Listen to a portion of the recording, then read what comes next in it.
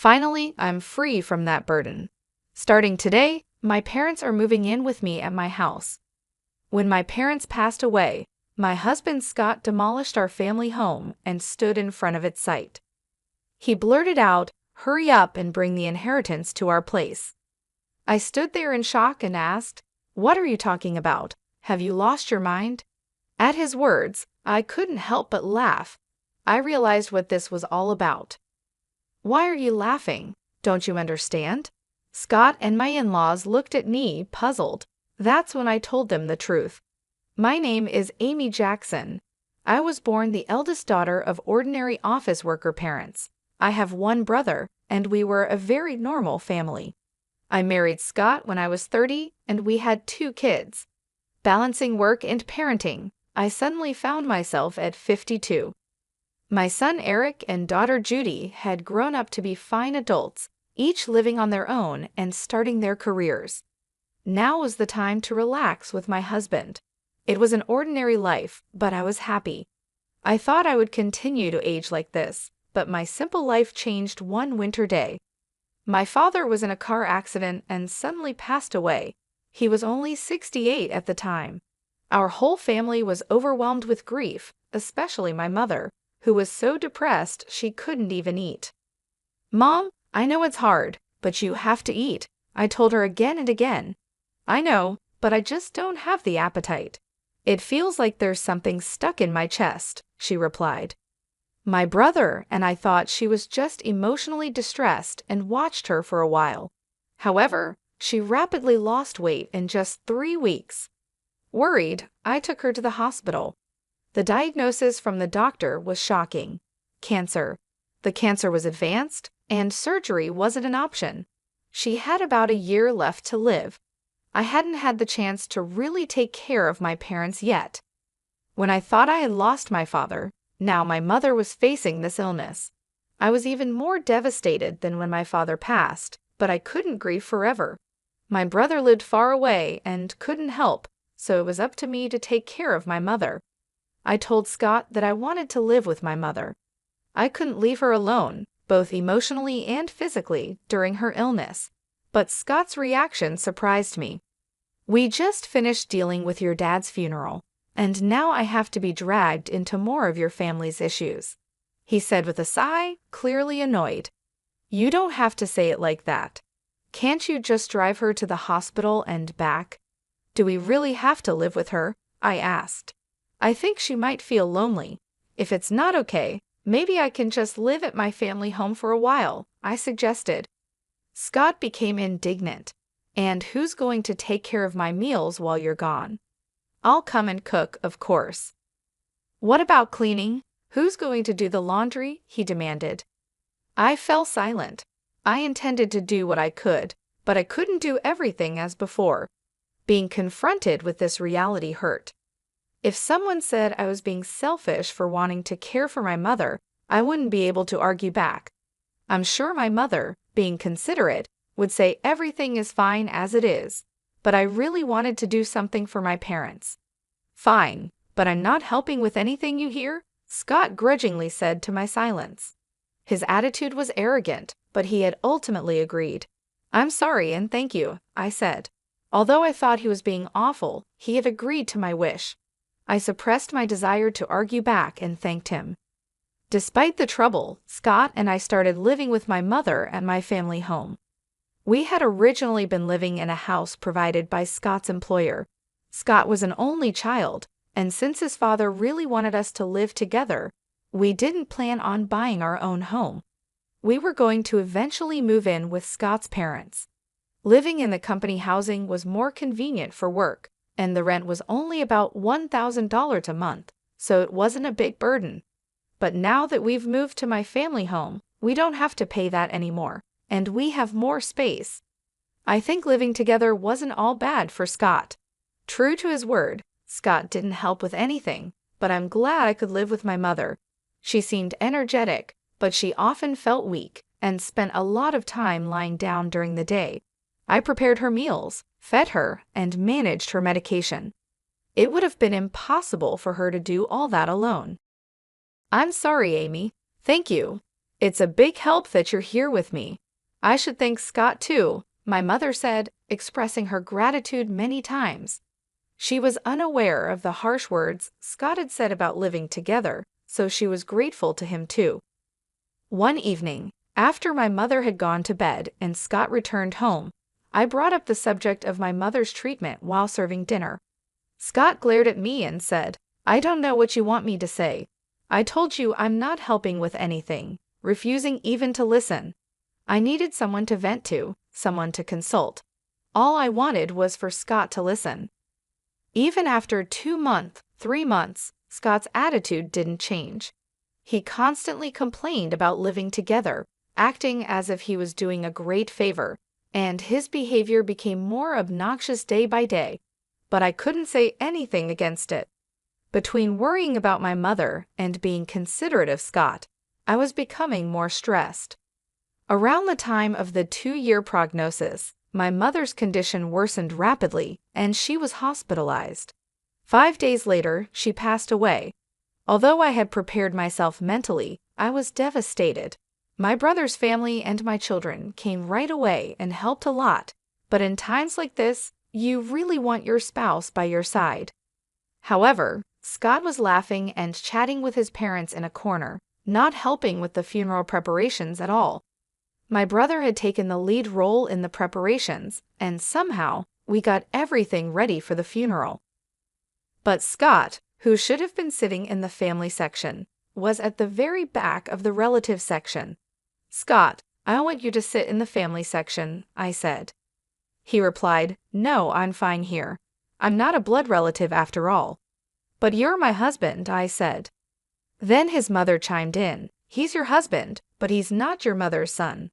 Scott is our son, so he's an outsider, you know. Amy should sit in the family section." Hearing this from my in-laws was painful. I was left speechless. Where I come from, it's common for sons-in-law to sit in the family section at funerals, though this might vary by area. With Scott not in the family section, distant relatives started whispering, wondering if we had divorced. It's one thing for people to gossip, but all this could have been avoided if Scott had just sat there. Feeling a bit upset that Scott wasn't by my side, we still managed to see my mother off peacefully. After the funeral, my brother's family, my children, Scott, and his parents returned to my family home. "Thank you for coming, especially at such a busy time," I said to my in-laws, offering them some tea. They laughed and replied, "Really, it's something. First your father, now your mother. These funeral expenses are a burden for us too, but at least that's the end of it." I was stunned by their words. What did they mean by that? I couldn't believe they would say such a thing. I forced a smile and excused myself. Then I overheard Scott talking with his parents. "It must have been tough for you, Scott, living with outsiders." "Yeah, dealing with Amy's whims was a pain. A husband shouldn't just follow his wife's demands. If you don't like something, you have every right to refuse," Scott said. I clenched my fists. Their voices laughing and chatting were unbearable, but this wasn't new. Scott's parents had always been insensitive and rude. When Scott and I got married, his mother said, "Couldn't you find someone more attractive? I can't expect much for grandchildren." His father joked, "They say beauty gets boring after 3 days. With Amy, you won't get bored," and Scott just laughed. Reflecting back, neither Scott nor his parents had said a single comforting word to me, either at my father's funeral or after my mother's passing. Instead, they ridiculed me. I had felt sorry for imposing on Scott, but now I questioned his behavior as a person. I had been too concerned about Scott, while just wanting to do right by my mother. I realized I shouldn't have felt so guilty towards Scott, especially since he wasn't supportive. While I simmered in anger, Scott and his parents continued to laugh and chat in another room. If my brother's family and my kids had heard them, they would have been upset, but fortunately, they were in the kitchen. I was relieved to be the only one who heard Scott and his parents' conversation. Then my mother-in-law spoke up. "Amy," she called. "Yes," I replied, startled. "Can I have this?" she asked, holding my mother's purse. Confused, I stammered, "Oh well. Your mother won't be needing it anymore, right?" Scott suggested I take it home. "Maybe I'll just keep it," she said, holding up the purse and inspecting it. I couldn't believe her audacity, especially right after the funeral. I took the purse from her and said firmly, "No, you can't." Her expression changed, not because of the purse, but because I, her daughter-in-law, stood up to her. Yet, I stood my ground. "We're not ready to sort through my mother's belongings yet. We'll distribute her keepsakes among the family later." My mother-in-law turned red with anger. "What do you mean? Are you saying I'm an outsider?" "You said earlier at the funeral that even Scott was an outsider to my mother. How come Scott is an outsider but your family isn't?" I retorted. Hearing this, Scott and his father also turned red. "What are you saying? Apologize to Mom. How disrespectful of a daughter-in-law to talk like that." Their commotion drew everyone from the other room. I didn't expect to be called an outsider after all the effort we put into attending the funeral. "Let's go home, Dad," my mother-in-law shouted at me in front of everyone and stormed out of our house. For some reason, even Scott was angry and left with his parents. "What happened? Did you really call your mother-in-law an outsider?" everyone asked me. Having heard only her side, taken out of context, it might have seemed like I was the one being harsh. But I explained the situation to everyone, and not a single person blamed me. Grandpa and Grandma should be more considerate of other people's feelings. That's just how Dad, Grandma, and Grandpa have always been. My children sided with me. But I still couldn't forgive those three. Scott hadn't come home for a while since that day, and I hadn't contacted him either. I didn't think I should be the one to apologize, and I wasn't sure if I could forgive him even if he did. But I knew things couldn't stay this way forever. Then one day, Scott came back. "Welcome home," I greeted him, suppressing the anger that flared up at the sight of him. "It's been tough, huh?" His gruff words were an attempt at showing concern, and I was taken aback. "Take the kids and go on a trip. It'll be a good change of scenery for you," he said, handing me travel vouchers. I was speechless. Instead, tears started to stream down my face. It might have been the kids' idea, but I was touched that Scott went along with it. I immediately contacted the kids to plan the trip. "Really, Dad suggested this. It's surprising, isn't it?" The kids were astonished by my proposal. It seemed like it really was a gift from Scott. "I wonder if Dad feels bad about what happened," I said, laughing. I gratefully accepted the travel vouchers from Scott. "I'll be off then." "Yeah, take your time. Stay with the kids at their places too. Why not?" "Really, I can't be away that long." "Don't worry about me. I'll relax at my parents'. Just enjoy yourself." With that, Scott sent me off. Judy was happy to have me visit, so before the spa trip, I stopped by her place and then Gary's. I hadn't been able to visit them while caring for my mother, so I helped out by cooking and freezing meals for them. "Mom, you should relax, but thanks. This really helps," they both said, delighted to have my cooking at home. This opportunity was all thanks to Scott's suggestion. Then came the eagerly awaited spa trip. I spent a relaxing time at the hot springs with my children. The weariness from caregiving and the sorrow of losing my parents seemed to have healed quite a bit. I was away for almost a week, but both my kids returned to their homes with bright smiles. "That was fun. We should thank Dad for once." "True, just this once. But I wonder if he's up to something," Judy joked. "Don't say that. Dad thought about us in his own way," I laughed. When I returned home, planning to share the memories with Scott and start our life anew as a couple, I was speechless. "What?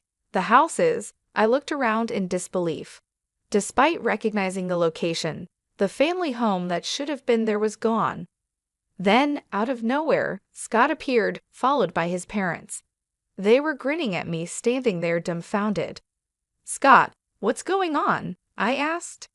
With the same sickening smile, Scott said, "Finally, I'm rid of that baggage. Starting today, my parents are moving in with me at my house. "What are you talking about?" I replied, trying to stay calm. "Have you lost your mind? Your family home has been demolished. Bring the inheritance to our place quickly. Whatever you inherited, it's Scott's now." I realized then that the disappearance of the house was Scott's doing, and it was all for the inheritance. Such betrayal after thinking about the future on my way home. I was filled with indescribable sadness and anger, but demolishing the house won't go Scott's way. I won't let it. I burst into laughter at the sight of their smirking faces. My laughter baffled Scott and his father. "Why are you laughing? What a weird woman. Has she gone crazy?" my mother-in-law said, looking at me as if I were eerie. Facing the three of them, I spoke up. "Don't you guys know what you're talking about? I haven't inherited a single penny, so there's no inheritance." After saying that, I burst into laughter again. They had mistakenly thought they'd become rich from the inheritance. Their wild imaginations and actions had me in uncontrollable laughter. "What do you mean? Explain yourself," Scott demanded. But I kept my mouth shut. I felt no need to enlighten them. "Before that, I'm not going to live with strangers. If you want to live together, go ahead alone." Ignoring Scott's question and rejecting his suggestion made my mother-in-law furious. "You helped with your parents' housework, but you can't do ours? You're aware of the circumstances, right? I agreed to live together, didn't I?" she yelled. "I told you I didn't want to live together. Have you forgotten that? You chose to live together to avoid housework." I refuted them one after another. "Also, demolishing the family home like that, there are things you just shouldn't do." I yelled at them and then left. Behind me, Scott's voice called out, "Where are you going?" But I didn't look back. Right now, I needed to find a place to sleep for the night, and I really didn't want to see Scott's face. I immediately consulted a lawyer. Demolishing a house couldn't be that easy. The house was still in my mother's name. As I wondered which company had done it, an unbelievable truth came to light. Scott and his father had demolished it themselves. His father, who worked in demolition, enlisted the help of acquaintances and even rented heavy machinery. The planning was meticulous. Moreover, they even gave me travel vouchers to get rid of me. Tears welled up in my eyes at the realization of being deceived. The frustration was unbearable. Is there any way to punish all three of them?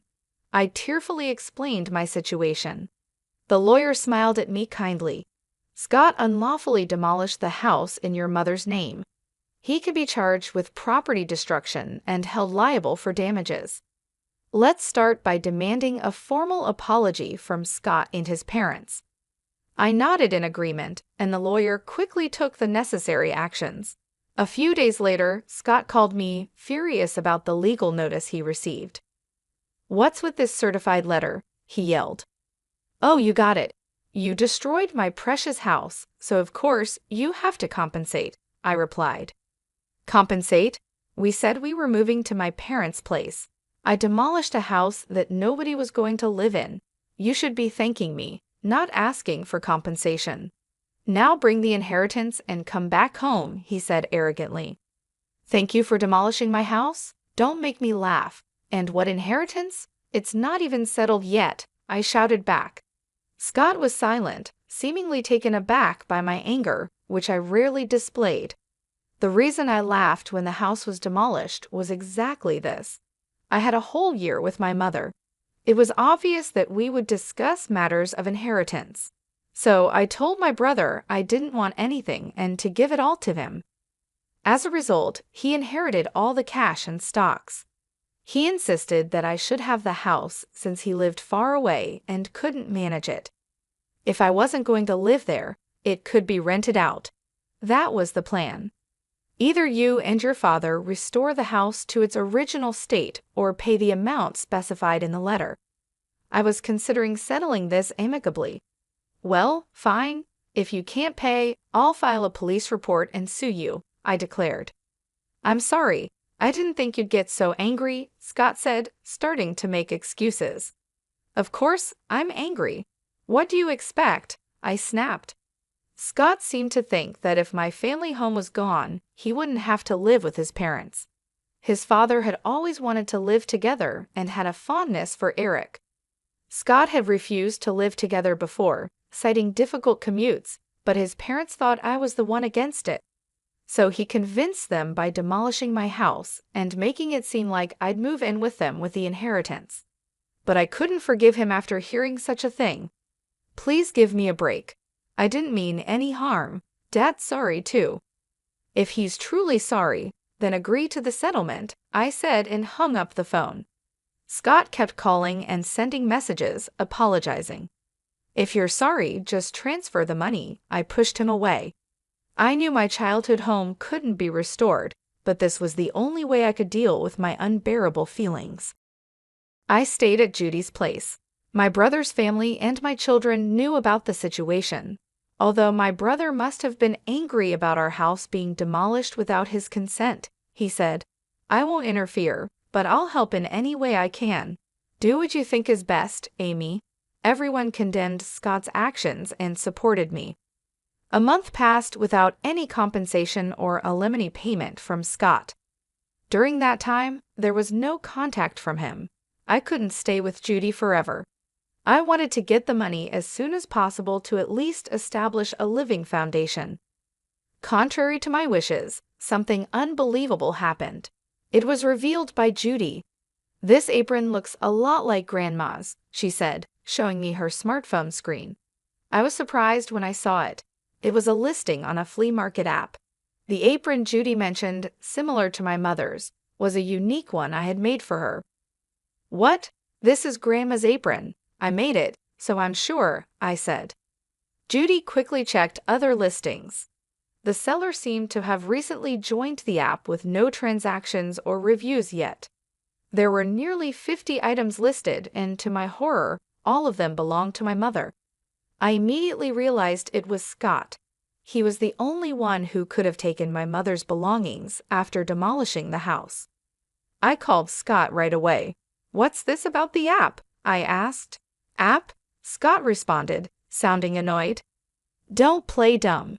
You're selling Mom's things without permission, aren't you? Cancel those listings right now," I demanded. Scott, sounding panicked, replied, "What? No, it wasn't me. Who else would do such a thing? I'm coming over right now to get everything back," I said and hung up. Then I immediately headed to Scott's parents' house with Judy. "Where are Mom's things?" I demanded as soon as we arrived, confronting Scott at the door. I don't know anything about it," he stuttered. "Tell the truth, Dad." Judy joined me in pressuring Scott. He seemed flustered. Scott's parents noticed our presence and came out. "Oh, Judy, you're here," Scott's mom greeted, smiling at the sight of her granddaughter. Angry, Judy said, "Grandma, tell Dad to tell the truth." "The truth? Grandma's belongings that passed away recently? Dad seems to be selling them," Judy said. At Judy's words, Scott's mom burst into laughter. Scott, with a troubled look, kept repeating, "It really wasn't me." Then his mother loudly exclaimed, "Scott is selling them. That's impossible. I am the one selling them." I felt my blood run cold. Scott probably knew about it. With a look that almost said, "This is bad," he turned to his mother. Despite Judy's shock, his mother cheerfully continued, "What? It's a lot of work, you know. I have to pack everything carefully and make sure the photos look good." She seemed oblivious to the fact that she was selling stolen goods, chatting happily about the app. I struggled to restrain myself from lunging at her. "Cancel the listings. Those aren't yours to sell."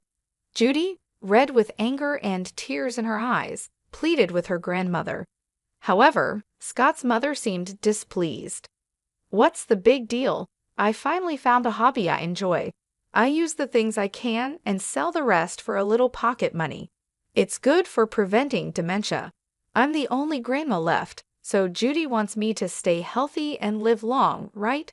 she said nonchalantly. Pleading with her to stop had no effect. There was no sign of remorse. If talking won't help, then action is the only option. "Judy, let's go." "But—" "It's okay. Let's go," I insisted, pulling Judy out of the house and heading straight to the police station. I wasn't planning to file a report for the demolition of the house, but theft was a different story. When I explained to the police that my mother's belongings were being stolen and sold, they acted immediately, and Scott's mother's account on the flea market app was suspended. The items wouldn't be sold anymore. I called Scott on the way back from the station. I had your mother's account stopped. You knew about it, right? You're complicit. No, I filed a police report about this. Please cooperate with the investigation. Scott became frantic. What? We're family, right? Withdraw it, please. Family? You still haven't paid any compensation for the house or alimony, and there's no sign of remorse. Faced with my shouting, Scott was taken aback. Despite everything, I still had feelings for Scott, having lived with him for so long. Sighing, I said, I'll wait for the money, but I won't forgive the theft. Return everything. And Scott, your father looked quite unwell. Has he seen a doctor? What? I'm not a monster, so just passing on that message, I said and hung up. Scott's father, whom I had just seen, was alarmingly thin and hadn't spoken much. His complexion was more than just pale, it was unnaturally dark. His ill health was obvious, but that family probably hadn't noticed. His wife was nonchalantly selling stolen items, and Scott only acted tough with me. They lacked any real concern for others. The next day, I received a call from Scott's father. Expecting it to be a thank you call, I answered. I got the complete opposite reaction. What do you mean by treating me like a sick person? Planning to dump me in a hospital to get rid of the hassle? I need to protect Scott and my wife from you. I'm not going to any hospital, he scolded. It was shocking to be reprimanded when I was just concerned. Sorry for overstepping. I was just worried. Humph, I'm not frail or short-lived like your parents. Don't make a fool of me, he snapped. I was infuriated by his words, but a few days later, he apparently felt unwell enough to visit the hospital. The diagnosis was terminal cancer. Scott called me in a panic. Dad's got terminal cancer. What am I going to do? I just snorted. I don't know. What did he say when I suggested going to the hospital? He said, I'm not frail or short-lived like your parents, so deal with it yourself. How can you be so heartless, Amy? I never thought you'd be such a person. Did you ever say a single warm word when my mother was sick? Reflect on your own actions, I said and hung up. As expected, Scott's father passed away soon after. As a human being, I didn't want to harbor negative feelings towards the deceased, but recalling everything that had been done and said, I couldn't shed a tear. After his funeral, his will was found. Despite all this talk of not being short-lived, he had made thorough preparations. The house goes to the grandson Eric.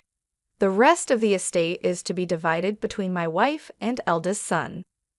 I was surprised to see Eric's name. Scott's father had always favored him, wanting to live with him. He must have wanted Eric to have the house even after his death. It was a nuisance for Eric. Renounce the inheritance. You don't need that house, do you? I told Eric, but he was happy to receive it. Inheriting the house was more of a burden than a benefit due to inheritance tax, but if he was pleased, I had no right to say anything. Following the will, Eric inherited the house. His grandmother was happy and paid the inheritance tax. He's our successor, after all, she said. While that's not wrong, I felt a bit sad as if Eric had been taken from me. Then something unbelievable happened next. Come over to our house. Scott's call prompted me to head straight to his parents' house. When I arrived, I saw Scott's mother and Scott himself standing in front of their house, stunned. Just like I once had been, the site was filled with heavy machinery and trucks labeled with demolition company names. Workers were tearing down their house right before our eyes. What's going on? It's my house. I can do what I want with it, Eric said, appearing from somewhere, looking satisfied as he watched the demolition. Eric, what are you doing? Stop this right now, Scott shouted. Stopping it now won't make it livable anyway, Eric replied. What have you done? Scott's mother and Scott were begging Eric, but Eric just laughed. Did you forget what Grandpa and Dad did to Mom? Grandma, you were awful to Mom too, right? Did you apologize? Eric's smile turned into a sharp glare at Scott's mother and Scott. They fell to their knees as the heavy machinery continued to noisily dismantle their house. I finally felt relieved seeing this scene. Later, Scott finally paid the damages and compensation from the inherited assets. The stolen items that Scott's mother took from my mother were retrieved by Eric and safely returned to me. "You always have me and Judy," Eric said, and I finally shed tears of relief. Scott's mother and Scott, having lost their house and left with no money, were now living in a company house again. Scott and I had moved out of the company house, but now Scott and his mother had to return, becoming the subject of rumors. I explained the whole truth to Scott's colleague's wife, who we were on good terms with. Scott and his mother will likely have a hard life in the company housing, but it's their own doing. After Scott's retirement, they'll be forced to save up for a new place to live. I sometimes think about asking my friend how Scott and his mother are living now, just to have something to talk about. After that, I continued to stay at Judy's house. Then Eric got engaged to be married. He was planning to build a house. The land of the former family home sold for a decent amount, and I was glad to see that even that house served a purpose. "Mom, come live with us," Eric offered. His fiancée welcomed me warmly. Since I couldn't keep relying on Judy, who lived alone, indefinitely, I decided to take Eric up on his offer. I am thinking of living happily with my new family, determined not to become a mother-in-law like my own mother-in-law.